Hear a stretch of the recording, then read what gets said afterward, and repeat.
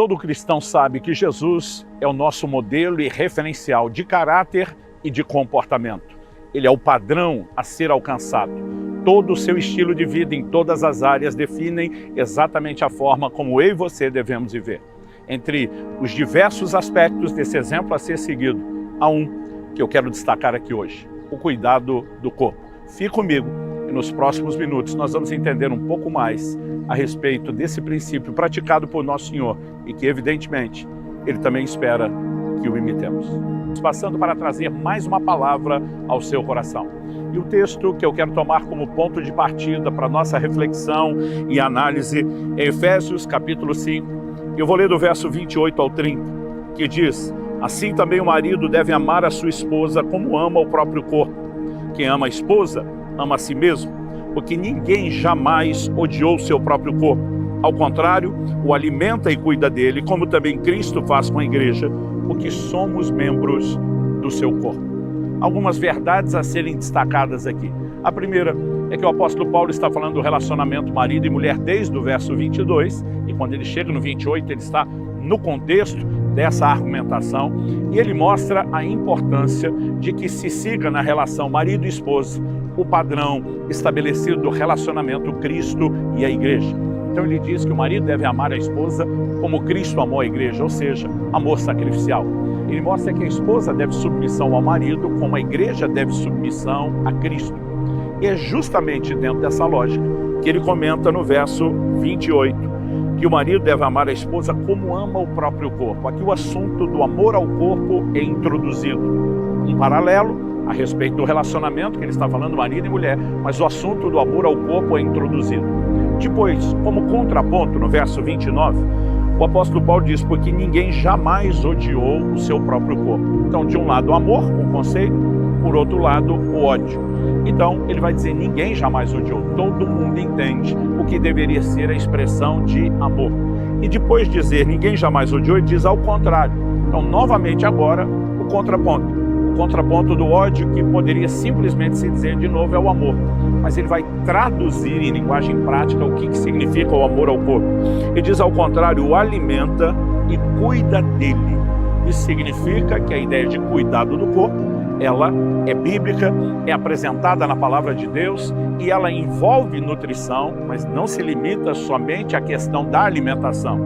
Agora, se a gente parasse aqui, alguém poderia alegar: mas Paulo fez apenas uma observação do comportamento humano, que ninguém odeia, que as pessoas amam, que as pessoas cuidam, mas o fato de observar o que fazem não necessariamente estabelece uma regra e um padrão para mim e para você. Então nós temos que fazer apenas porque outros fazem, e dentro desse questionamento a lógica, nos remete a uma resposta: não necessariamente. Mas quando ele diz como também Cristo faz com a igreja, aí a conversa muda completamente. Por quê? Na sequência, depois de falar que Cristo cuida da igreja, assim como o marido deve cuidar da mulher, assim como cuida do próprio corpo, ele afirma: porque somos membros do seu corpo. Ou seja, a ideia de cuidado do corpo, ela tem em Cristo o padrão. Ah, pastor Luciano, mas a igreja é o corpo místico, espiritual. Ok, e o que Jesus faz com o seu corpo hoje, místico e espiritual, que é a igreja que somos nós, não é diferente do que ele fez com o seu corpo físico nos dias do seu ministério terreno. Então a mesma Bíblia que nos apresenta com toda a clareza, que Jesus tinha limitações enquanto homem como eu e você, nos mostra que ele também exerceu cuidado e respeitou essas limitações. E ele segue sendo o nosso modelo. 1 de João 2,6 diz: quem diz estar nele em Cristo, deve andar como ele também andou. 1 de Pedro 2,21 diz que ele nos deixou exemplo para que a gente siga as suas pegadas. A Bíblia diz que nós temos que ser transformados de glória em glória na imagem de Jesus, que nós temos que crescer até a estatura do varão perfeito que é Cristo, porque ele é o modelo, ele é o padrão, ele é o referencial. Paulo escreve aos Filipenses e diz: tende em vós o mesmo sentimento que houve também em Cristo Jesus, porque ele é o padrão. O próprio apóstolo Paulo diz: sejam meus imitadores como eu sou de Cristo. Cristo deve ser imitado em toda a sua conduta. E no assunto do cuidado do corpo não é diferente. Então a mesma Bíblia que registra que Jesus teve fome, também registra que ele se alimentava. Aliás, diga-se de passagem, alimentava-se da dieta do Mediterrâneo, considerada até hoje uma das mais saudáveis do mundo. A mesma Bíblia que informa que Jesus teve sede, também informa não apenas que ele bebia água, mas que ele usava isso como uma alegoria nos seus ensinos para falar daquilo que no plano espiritual era vital, era essencial. Ele toma água, por exemplo, como um fundamento nas ilustrações dos seus ensinos para falar de vida eterna, para falar do Espírito Santo. Isso mostra que não apenas Jesus reconhecia o papel vital que a água tem, mas ele sabia que os seus ouvintes também entendiam isso, de maneira que compreenderiam a ilustração por ele proposta. Nós olhamos para a Escritura e também vemos que a mesma Bíblia que nos informa que Jesus cansou, e teve sono, também informa que ele descansou, que ele dormia e fazia questão de promover o descanso com seus discípulos. Ou seja, Jesus respeitou os limites do seu corpo e ele é o modelo e o padrão de comportamento. Cristo não era sedentário, até porque naquela época praticamente não existia sedentarismo, salvo raras exceções que você vai ver na Bíblia e na história, de pessoas em contextos completamente diferentes, Um rei que a Bíblia menciona ser muito obeso, que está sendo servido por todos no palácio, tem abundância e riqueza de uma forma que outros não têm, e uma menção feita, por exemplo, em relação a Eli, o sacerdote, que já é idoso, e com seus filhos praticando extorsão de comida e de alimentos, mas fora isso, as pessoas nem viviam sem movimento e normalmente não eram obesas. Quando olhamos para Jesus, esses outros dois traços do cuidado do corpo, o movimento e a questão do peso, também estão presentes. Como sabemos disso? Bom, Cristo era, por ofício, aquilo que aprendeu de seu pai, carpinteiro, trabalho manual, trabalho braçal. As pessoas tinham um estilo de vida completamente diferente do nosso. A modernidade tem gerado muito conforto, mas também tem nos roubado de muita coisa. Então, por exemplo, na hora de se ter acesso ao alimento, todo o processo era bem mais trabalhoso do que hoje, desde plantar, colher, quando se colhia o trigo, vai socá-lo no pilão, vai fazer farinha, vai fazer a massa do pão, para assá-lo tinha que se rachar lenhas, tudo envolvia trabalho manual. As pessoas não tinham a indústria da construção civil como hoje, que compra uma casa pronta, já até com a lâmpada instalada no foco, tinham que construir com seus braços, de madeira, de pedra, tudo era trabalhoso. As pessoas não tinham transporte como nós temos hoje. Na verdade, a maioria de nós hoje vive um conforto e praticamente não caminha, não se pode dizer o mesmo deles. Que mesmo aqueles que possuíam animais, normalmente usavam muito mais para o transporte de carga do que para qualquer outra coisa. Cristo andou e andou muito. Quando a Bíblia nos dá informações dizendo que ele saiu da Galileia com seus discípulos, foi para Jerusalém, às vezes na cabeça de alguém que não avaliou os elementos, os detalhes da geografia, pode pensar, é ali. Mas nós estamos falando de mais de 100 quilômetros.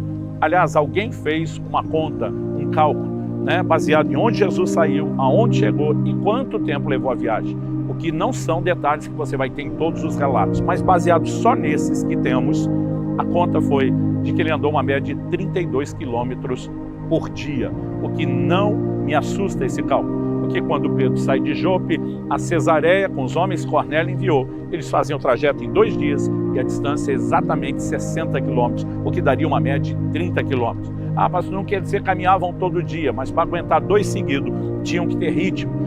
Uma outra pessoa fez a conta de todas as distâncias que Jesus percorreu sem ter o cálculo do percentual por dia e apresentou a conta de que nos seus 3 anos e meio de ministério ele teria caminhado mais de 5.000 quilômetros.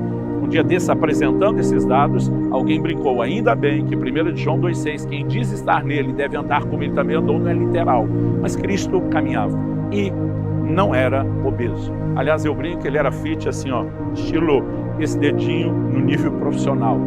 E uma conta que podemos fazer quando a Bíblia nos mostra que ao final dos 40 dias de jejum, Jesus teve fome. Que fome é essa? É a fome real. É quando as reservas de gordura do organismo terminam. O processo de inanição vai começar, consumo de tecido vivo. Isso é realmente fome. As pessoas às vezes me perguntam, pastor, na sua experiência de jejum, a fome não é no começo? Até o corpo entrar no modo de queima de gordura e depois dar um senso de saciedade? Eu digo, mas se as reservas acabarem, e a questão é que a maioria de nós não chega lá, então aí sim há uma fome desesperadora. E quando a Bíblia diz que Jesus teve fome, isso tem que nos levar a um cálculo. Eu já fiz vários desses jejuns de 40 dias, eu nunca tive fome, eu nunca nunca esgotei as reservas de gordura do meu corpo, nem treinando e me exercitando intensamente. Conheço poucas pessoas, um dos líderes da nossa igreja, maior do que eu, que me acompanhou num desses jejuns e começou com um peso muito baixo. Ele chegou perto de terminar.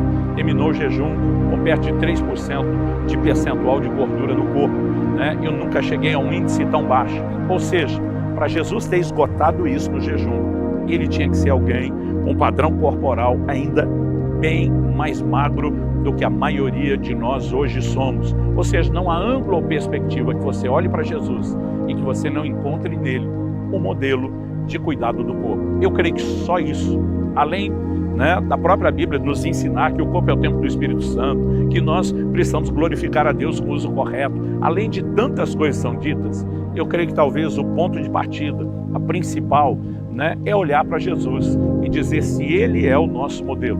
Respeitou o descanso, fez com que os seus discípulos respeitassem. Quando você olha o combo, a combinação de todas as coisas, o conceito prático de mordomia do corpo, que é a propriedade de Deus pela obra da redenção de Jesus, ele nos é apresentado de maneira clara e isso deveria nos inspirar. A inteligência desse cuidado não é apenas para que possamos ter uma qualidade de vida melhor. Isso poderia ser uma perspectiva até um tanto quanto egoísta, embora não deixe de ser inteligente. Mas a perspectiva correta é que, tendo saúde, nós podemos não apenas viver mais, mas viver bem, para cumprir o propósito e glorificar a Deus com o nosso corpo, como diz 1 Coríntios 6:20. Que Deus nos ajude a seguir esse exemplo e referencial.